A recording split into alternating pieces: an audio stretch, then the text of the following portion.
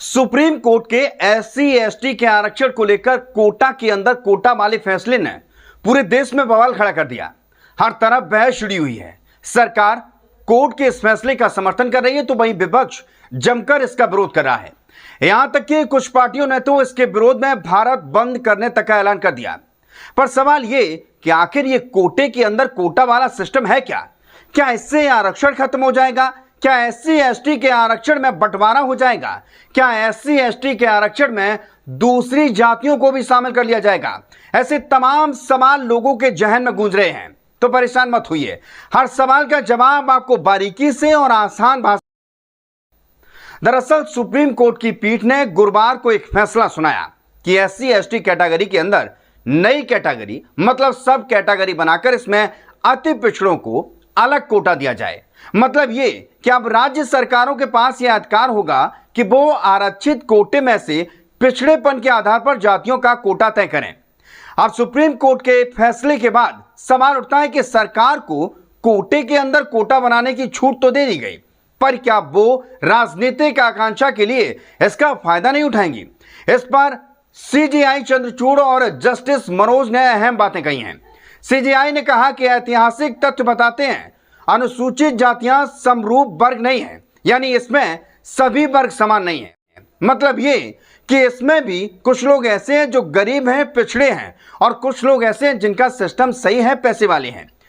इस पर जस्टिस पंकज मित्तल ने कहा आरक्षण एक पीढ़ी तक सीमित होना चाहिए। अगर किसी अनुसूचित जात के एक वर्ग अनुसूचित जनजात की पहली पीढ़ी आरक्षण का फायदा लेकर उच्च स्थिति तक पहुंच गई है तो दूसरी पीढ़ी को आरक्षण का हकदार नहीं माना जाना चाहिए। सरकार को यह भी देखना चाहिए कि आरक्षण के बाद दूसरी पीढ़ी सामान्य श्रेणी के साथ कंधे से कंधा मिलाकर खड़ी हुई है या फिर नहीं। मतलब ये कि अगर आपकी स्थिति अच्छी है, आपका कामकाज अच्छा चल रहा है, आप अच्छा कमाते हैं, आपको आरक्षण नहीं दिया जाएगा। जस्टिस विक्रम ने कहा कि ओबीसी पर लागू क्रीमीलेयर का सिद्धांत एससी एसटी पर लागू होगा, उसे इससे बाहर नहीं किया जा सकता है। एससी एसटी समुदाय के क्रीमीलेयर की पहचान सुनिश्चित करने के लिए सरकार को कदम उठाने चाहिए।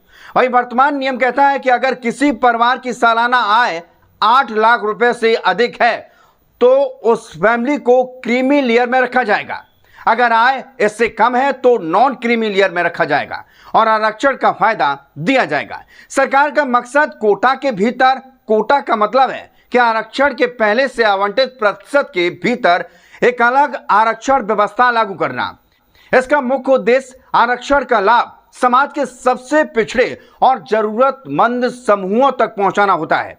उदाहरण के लिए एससी और एसटी के भीतर अलग अलग समूहों को आरक्षण दिया जा सकता है ताकि सामाजिक और आर्थिक रूप से वंचित समूहों को ज्यादा प्रतिनिधित्व और लाभ मिल सके। भाई इस मामले को लेकर आजाद समाज पार्टी के मुखिया और नगीना सीट से सांसद चंद्रशेखर आजाद ने कहा कि सुप्रीम कोर्ट के 7 जजों में से कितने दलित हैं, आदिवासी थे, क्या उन्हें हमारे दर्द का एहसास है? सबसे पहले वर्गीकरण सुप्रीम कोर्ट से ही शुरू होना चाहिए। जाति जनगणना करें और संख्या के आधार पर हिस्सा दें। चंद्रशेखर आजाद ने जजों पर सवाल खड़े करते हुए कहा कि क्या उनको हमारी पीड़ा का एहसास है, दर्द, आर्थिक स्थिति का, समाज स्थिति का एहसास है और जो जुल्म हम पे होता है उसका एहसास है। उन्होंने कहा कि क्या एससी एसटी के लोगों से बेहतर एससी एसटी के बारे में कोई सोच सकता है? अगर सोच सकता है तो 73 सालों में क्यों नहीं सोचा? चंद्रशेखर आजाद ने सवाल पूछते हुए कहा कि कहीं आरक्षण निजीकरण इतना कर दिया गया, लेकिन सुप्रीम कोर्ट ने कभी कुछ कहा? उन्होंने कहा कि सबसे पहले वर्गीकरण सुप्रीम कोर्ट से स्टार्ट हो। जब चंद्रशेखर आजाद से पूछा गया क्या कोटे के अंदर कोटा होना चाहिए या नहीं, इसके जवाब में उन्होंने कहा कि संख्या की जनगणना कर लो, 15% ही रह गई है, क्या पता 15% में से देना चाहते हो तो संख्या के आधार पर हिस्सा दे दो। जिसकी जितनी संख्या उसको उतना प्रतिशत हिस्सा देना चाहिए। ऐसे में किसी के साथ कोई धोखा नहीं होगा।